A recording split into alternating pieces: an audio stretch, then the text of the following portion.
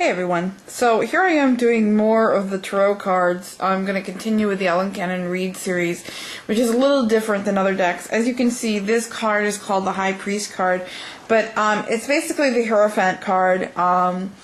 We can see a man here, obviously within ritual, inserting an athame into a chalice, so it's very symbolic of someone leading ritual. The number of this card is 5, and 5 is a number of change, and how it signifies to this card, because this is the 16th path of the Tree of Life in Kabbalah. And so what we're doing now is we're completing a path from 1 to 5, with the Fool starting us off on our journey and embarking through these numbers, 1, 2, 3, 4, 5. We've now kind of completed a little bit of our journey. We started off as a magician, and we ended up leading ritual. So now you can see that progression to this card. So this is kind of a card of leadership, especially spiritual leadership. Doesn't necessarily have to be male, but something about the organizational structure of leadership and leading that organizational structure. So things of that nature. Like I said, 5 is a number of change. It's normally associated with like a fiery number, but it's also a number of control. If you think about it, if you look at your fingers, you got 1, 2, 3, 4, 5 fingers. Okay, so the best way for me to remember the number 5 and control is that you grasp things with your whole hand, and that is your control. So that's how I remember 5 in this significant way. So if you get this in a spread, you might see something like that. Okay, so this is the Lover's card, associated with the number 6. 6 is the number of humanity. Anyway,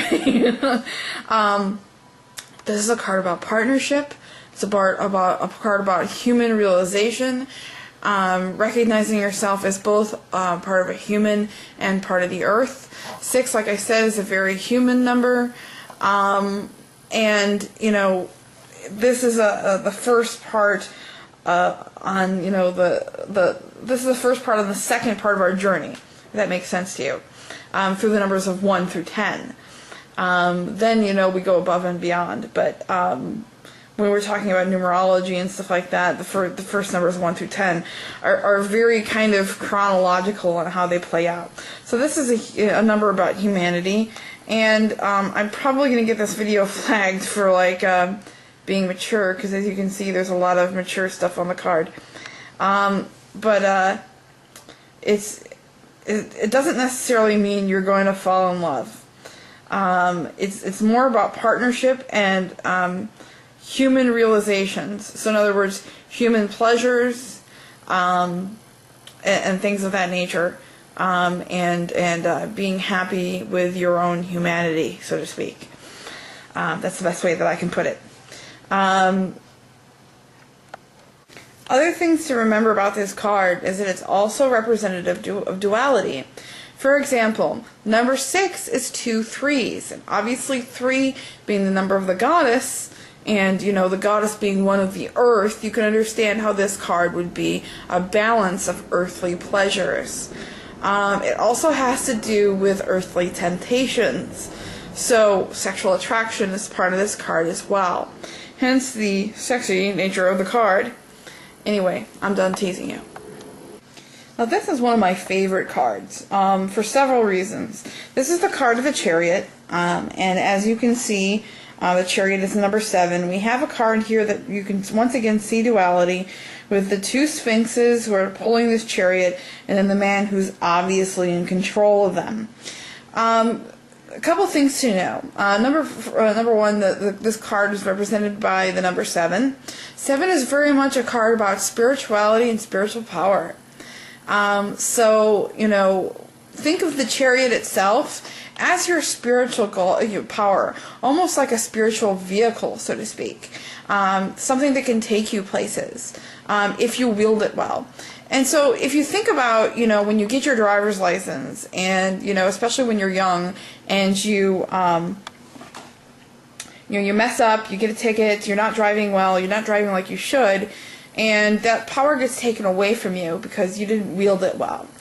So there's two sides to this. One is you have a power and you should wield it well. The second is that you should, that if you don't wield it well, it could be taken from you. And not only is this power someplace that can take you places, but it also protects you. You're much more protected in a car than you are when you're walking by yourself, so to speak. So, the other thing is, this card is, astrologically represented by Cancer, the crab. And if you think about crabs and other crustaceans, their shells are on the outside. So they show the defense on the outside instead of, like us, we have, just a skeleton on the inside and not much protection on the outside. So this card is also about spiritual protection. So spiritual power and spiritual protection. Number 7 is a very divine number, signifying that spiritual power and spiritual protection comes to you from the divine. Yeah. Here we go with strength. Once again, kind of a racy card, but I don't mind boobies, do you?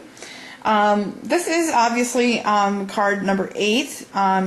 8, think of it this way. 8 is, first of all, 4 is the number of foundations and having a very strong foundation, especially earthly foundation. So when you think of 8, think of that foundation doubled. You've got a duality of foundations. So here, this card is building off the last 2 cards. When you think of the Chariot and you think of the Lovers, you're thinking of carnal power and spiritual power. This card down here, Strength, is triumph of spiritual power over carnal power.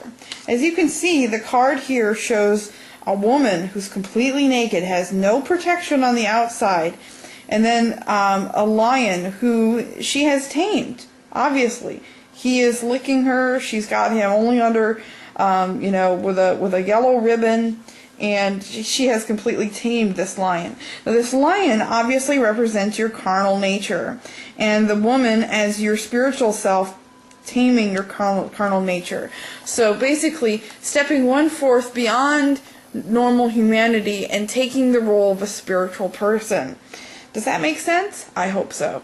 8 is a number of initiation, so this is kind of a jumping off point. You've laid your foundation with the last 2 cards, and now you're coming into choosing that foundation that you want to go forward with, which is your spiritual foundation, and then, we'll build on that from there. So this card is called the Seeker, and for those of you who don't know, in regular decks it's called the Hermit, but it's the same sort of ideal. And one thing you might realize is, from the beginning of our journey of where we were the Lovers to the Seeker, who is alone and holding a lantern up, as in taking counsel not from other humans, but taking counsel from the divine. So in other words, this person has sought solitude to seek counsel from the divine. Now 9 is a very spiritual number, because if you think about it, when you have 3, 3, 3, that's what 9 is. And so, you've got 3 for the goddess, 3 for the goddess, 3 for the goddess. So, and of course we know that numbers that come in 3s have very special significance in that way. So, basically, this card represents kind of a coming of age of your strength and abandoning of the need for human counsel over divine counsel, if that makes sense. I hope so.